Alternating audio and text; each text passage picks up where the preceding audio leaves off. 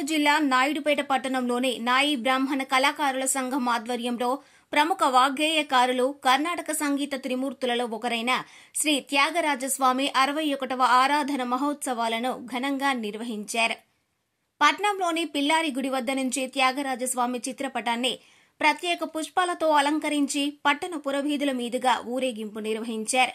ఈ కార్యక్రమంలో నాయి బ్రాహ్మణ సంఘ నాయకులు అధిక సంఖ్యలో పాల్గొన్నారు.